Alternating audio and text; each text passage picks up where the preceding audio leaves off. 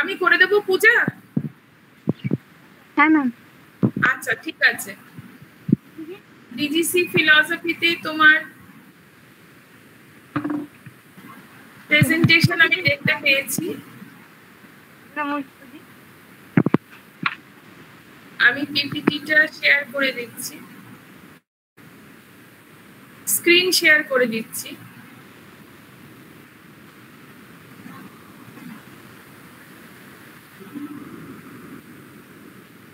এটা দেখা যাচ্ছে?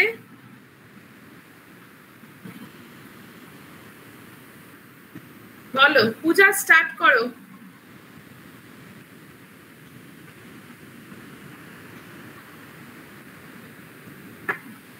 পূজা স্টার্ট করো।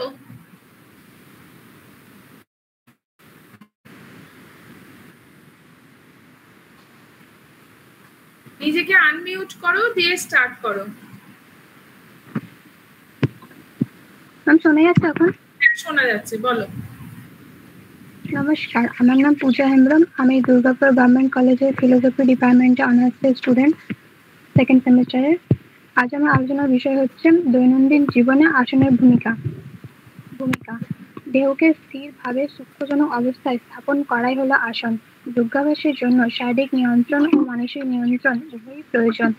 দেহ নিয়ন্ত্রণের জন্য বিভিন্ন আসনের উল্লেখযোগ্য শাস্ত্র আছে। এইসব আসনের মধ্যে পদ্মাসন, ভদ্রাসন, বীরাসন, স্বস্তিকাসন, দণ্ডাসন প্রভৃতি প্রধান।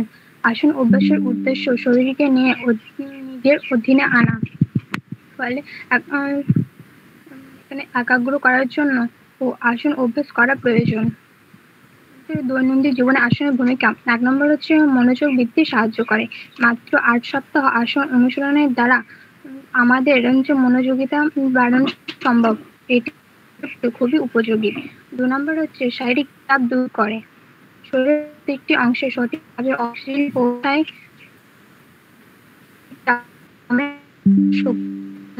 ও কার্যক্ষমতা বজায় থাকে। ৩ নম্বর হচ্ছে রোগ প্রতিরোধ ক্ষমতা। আসনের মাধ্যমে শরীরের কোষগুলি সঠিক থাকে, তার ফলে শরীরের রোগ প্রতিরোধ ক্ষমতা বৃদ্ধি পায়। ৪ নম্বর হচ্ছে বুদ্ধি বিকাশ ঘটায়।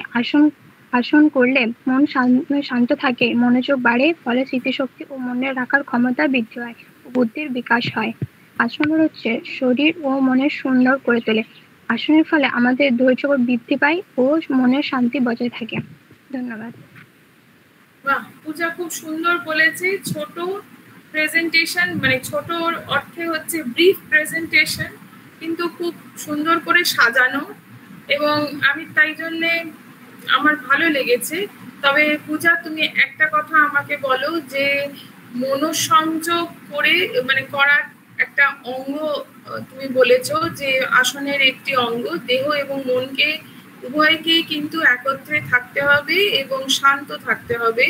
এখানে তুমি রোগ প্রতিরোধ ক্ষমতা বলেছো আসনের আছে, এবং বুদ্ধি বৃদ্ধি পায়, বুদ্ধির বৃদ্ধি।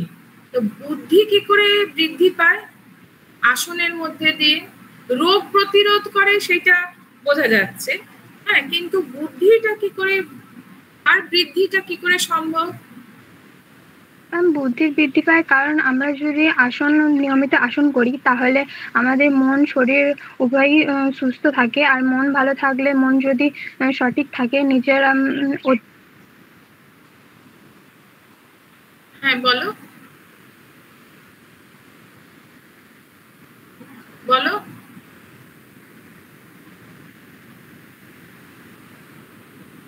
পূজা বলো। একটু নেটের সমস্যা হচ্ছে, ঠিক আছে, আরেকবার ভিডিওটা অন করো, বা ভিডিও না অন করে বলো।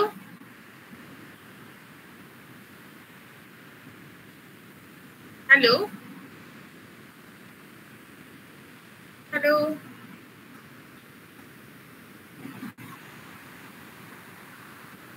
আচ্ছা, পূজার উত্তর এখন শোনা যাচ্ছে না, আমরা পরে পূজার থেকে উত্তর, সম্পূর্ণ উত্তরটা শুনবো। হ্যাঁ বলো বলো বলো, শেষের অংশটা আমরা শুনতে পাইনি। শেষে কি বললে? আমরা যদি নিয়মিত আসন করি তাহলে আমাদের মন শরীর উভয় ভালো থাকে এবং সুস্থ থাকে। আর আমাদের মন যখন সুস্থ থাকে, আমরা তখন মন যখন ফ্রি থাকে তখন আমরা যে কিছু পড়ি বা দেখি বা চিন্তা করি সবকিছু আমাদের স্মৃতিশক্তি ভালো থাকে। মন ভালো থাকলে তো শরীর ভালো থাকে। তখন যদি আমরা কিছু পড়ি, ধরি না আমরা কিছু পড়ছি, তাহলে সেটা আমরা মনে রাখতে সুবিধা হয় আর কি। মন যদি শরীর উভয় যদি ভালো থাকে, আমরা কোনো কিছু পড়লাম সেটা আমরা অনেকক্ষণ মনে রাখতে পারি বা দীর্ঘদিন পর্যন্ত সেটা মনে রাখতে পারি। অর্থাৎ স্মৃতি বৃদ্ধি, স্মৃতির যে সময়কাল, মানে স্মৃতিও তো একটা সময়ের পরে আমার তো বিস্মৃতি আসছে, আমি তো ভুলে যাচ্ছি, আমি স্মৃতিচারণা করলেও মনে পড়ছে না আমার, ফলত সেই সময়কালটা বৃদ্ধি পাচ্ছে। কিন্তু এই যে বুদ্ধি আর স্মৃতি, এই দুটো তো এক নয়। তাহলে আমি এখানে বুদ্ধি বৃদ্ধি পায় যেটা বলতে চাইবো সেটা হচ্ছে যে আমার বডিতে অনেক নার্ভ সেলস আছে, নার্ভ এন্ডিংস আছে, ঠিক আছে? সেই নার্ভ এন্ডিংস গুলো কিন্তু আমার ব্রেনের এক একটি জায়গার জন্য একটা ইন্ডিকেশন পাঠায়। ঠিক যেরকম আমি আগুন যদি আমার হাতের কাছে আসে, হাতটা সঙ্গে সঙ্গে সরিয়ে নিই, কারণ কি আমার একটা সংবেদন এলো, আর আমার সঙ্গে সঙ্গে কি আমার সেন্সেশনটা এমন এলো যে আমাকে কিন্তু আমার নার্ভ সেল ডিরেকশন দিল যে এবার you have to remove your hands, হাতটা সরিয়ে নিতে হবে, নাহলে হাত পুড়ে যাবে। তাহলে এই যে আমার একটা transmission of messages from the brain to the organs and then back from the organs to the brain, ঠিক আছে? এই যে আনাগোনা করছে মেসেজিংটা, এই মেসেজিং এর কিন্তু এই রাস্তাটা ক্লিয়ার করে দিতে পারে কোনো কোনো আসন। সেই আসন কিন্তু যা যা আসন তুমি উল্লেখ করেছো তার বাইরেও অনেক আছে। আমি বুঝতে পারছি ছোট মানে কম সময়ের এবং ব্রিফ প্রেজেন্টেশনে সবকিছু বলা যায় না, সেই জন্য আমি একটু বলে দিচ্ছি, অ্যাড করে দিচ্ছি যে আমাদের অনেক সময় আঙুলের কিছু বা আমাদের এই যে আঙুলের মাথার যেগুলো আছে সেগুলো নার্ভ এন্ডিংস যেগুলো, বা পায়ের তলার যেটাকে আমরা আকুপ্রেশার বা আকুপাংচার বলি, সেইগুলো কিন্তু করলে আমাদের বুদ্ধি বৃদ্ধি পায় এবং হচ্ছে তোমার অনেক সময় এই যে স্মৃতির যে সময়কাল লম্বা হয়, ঠিক আছে? এবং আয়ু বৃদ্ধি পায় কেমন? ঠিক আছে, থ্যাংক ইউ পূজা।